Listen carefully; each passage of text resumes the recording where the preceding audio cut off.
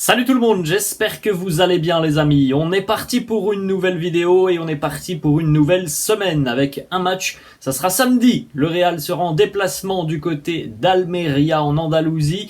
Alors, on rappelle que le Real démarre sa saison avec 3 matchs à l'extérieur. Almeria a été battu lors de la première journée de Liga. D'ailleurs, c'était le match d'ouverture de cette saison de Liga. C'était vendredi. Almeria battu par le Rayo Vallecano. Donc les Andalous vont déjà être dans l'obligation de prendre des points face au Real. 2 matchs à domicile lors des 2 premières journées. Ça ferait tâche pour les Andalous dans leur course au maintien de perdre déjà 6 points à la maison. Peut-être d'ailleurs que l'on aura l'opportunité de retrouver Sergio Arribas dès samedi donc à 19h30. On poursuit les amis avec les unes des quotidiens madrilènes. Marca qui titre Mbappé cambia el juego. Mbappé change de jeu, on peut le dire quasi officiellement. Kylian Mbappé ne viendra pas au Real Madrid et Kylian Mbappé va rester au Paris Saint-Germain cette saison. Sous quelle forme? C'est la question que l'on peut se poser. Est-ce qu'il va continuer donc et quitter le club librement l'année prochaine? Voilà, c'est la question que l'on peut se poser. Il y a aussi cette option maintenant qui a pris pas mal d'ampleur depuis à peu près 48 heures, c'est-à-dire une nouvelle prolongation de contrat de Kylian Mbappé. En tout cas, il semble clair cette fois-ci que le dossier est clos. Kylian ne sera pas un joueur du Real Madrid cet été, puisque il faut savoir qu'en plus de discussions positives entre le joueur, ses représentants et le club, il a d'ailleurs été aussi hier réintégré au sein du groupe de Luis Enrique après une contre-performance du PSG lors de la première journée face à Lorient. Alors est-ce que ça a joué? Je ne pense pas. Je pense surtout qu'il y a eu des discussions entre les deux parties. Donc Kylian réintégré avec le groupe premier. Des discussions très positives visiblement entre Kylian, ses représentants et le Paris Saint-Germain. Maintenant, il n'y a rien d'officiel, mais la tendance est plutôt donc vers une nouvelle prolongation de contrat de Mbappé avec le Paris Saint-Germain jusqu'en 2025. Donc là, ce serait une prolongation officielle jusqu'en 2025. On rappelle que l'année dernière, il y avait cette option qui avait été incluse et au final que Kylian n'a pas levé il y a quelques semaines. Là, ça serait une prolongation jusqu'en 2025 avec donc la possibilité, mais là on est toujours dans de l'éventualité, la possibilité de quitter le PSG l'année prochaine. Mais évidemment, ça veut dire qu'il ne quittera pas le club gratuitement. Après les amis, là ce sont les dernières informations qui sont tombées depuis 24-48 heures. Pour le moment, il n'y a rien de signé, mais la tendance, elle est plutôt vers une prolongation donc de 2 ans et la possibilité d'avoir une clause pour quitter le club l'année prochaine. Mais s'il y a prolongation, comme je viens de le dire, ça veut dire que Kylian ne viendra pas gratuitement l'année prochaine au Real Madrid. On attendra, je pense que ça va encore prendre beaucoup de temps. Quand on connaît un petit peu le dossier Mbappé maintenant depuis quelques années, on se doute bien que la prolongation, elle va pas être signée aujourd'hui ou demain. Et à mon avis, ça va prendre un petit peu de temps à ce que tous les clauses du contrat soient bien évaluées par tous les partis et donc que l'on parte peut-être potentiellement sur 2 saisons pour Mbappé du côté du Paris Saint-Germain. Alors après, on a déjà vu sur les réseaux sociaux, nouvelle trahison de Kylian Mbappé envers le Real Madrid.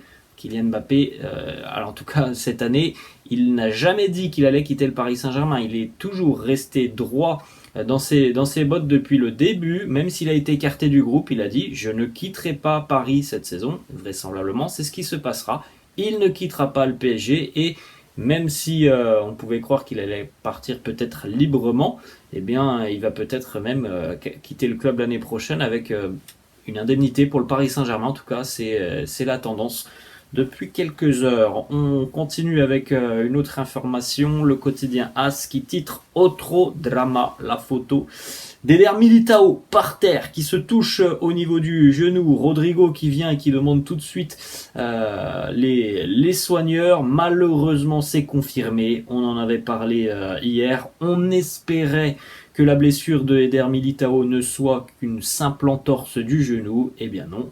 La série noire se poursuit du côté du Real Madrid puisque le communiqué médical du Real est tombé hier dans le courant de la journée, et c'est une très mauvaise nouvelle puisque c'est bel et bien les ligaments croisés pour Eder Militao, et ça veut dire évidemment que la saison d'Eder Militao est presque déjà terminée, comme celle de Thibaut Courtois. Intervention chirurgicale prévue déjà dans les tout prochains jours pour Eder Militao. Donc en l'espace de 2 jours, le Real a perdu Thibaut Courtois et Eder Militao, donc la colonne vertébrale du défensive, hein, avec Courtois, Militao, est tombée. C'est quand même un énorme coup dur, hein, pour les merengues qui perdent leur gardien titulaire, qui perdent un défenseur central titulaire, parce que malgré peut-être un Eder Militao qui a un état de forme un petit peu cyclique, on le voit parfois très bien, on le voit un petit peu moins bien parfois, c'est un titulaire, c'est un cadre de Carlo Ancelotti. Voilà, c'est une véritable catastrophe. Un match en Liga cette saison, 2 énormes blessures. Alors, celle de Courtois est arrivée avant même le début de la saison, mais voilà, on a fait un match en compétition officielle. On a déjà 2 joueurs blessés très sérieusement et de très longues absences, hein, puisque là, hein, on peut dire quasiment presque la saison est terminée. S'ils reviennent, par chance, ça sera en toute fin de saison. On rajoute à ça en plus, hein, la blessure d'Arda Güler. Donc voilà, c'est vraiment, hein, c'est terrible, c'est catastrophique pour les merengues en l'espace de 2 jours, ce qu'il vient de se passer dans le secteur défensif. Petit message de Thibaut Courtois à Eder Militao: courage mon ami, on se battra ensemble. Voilà, les 2 joueurs, hein, sont dans le même wagon maintenant, avec ces 2 blessures identiques, et qui interviennent d'ailleurs quasiment au même moment, donc ils vont pouvoir, le seul petit avantage, on va dire, dans ce terrible malheur, c'est qu'ils vont pouvoir procéder à leur processus de récupération ensemble au même rythme, puisqu'ils ont eu la blessure quasiment au même moment. On poursuit 2 petites photos de Carlo Ancelotti qu'il a postées sur son compte Instagram, avec 2 messages pour ses 2 protégés. Il a laissé d'ailleurs à chaque fois les mêmes messages, hein, que ce soit pour Militao ou pour Thibaut Courtois. Votre absence va nous motiver à nous battre encore plus fort jusqu'à ce que vous reveniez avec nous.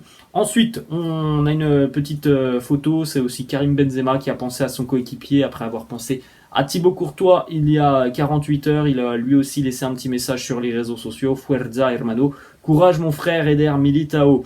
Information du quotidien Marca qui annonce que le Real Madrid ne signera pas de défenseur central pour combler et pallier la blessure de Eder Militao. Le Real a toute confiance en David Alaba, en Nacho, mais aussi en Antonio Rudiger, et si besoin, on s'appuiera sur des jeunes de la Castilla, mais en tout cas, voilà, sur la fin de mercato, là il reste à peu près une quinzaine de jours. Normalement, on ne signera personne dans le secteur défensif.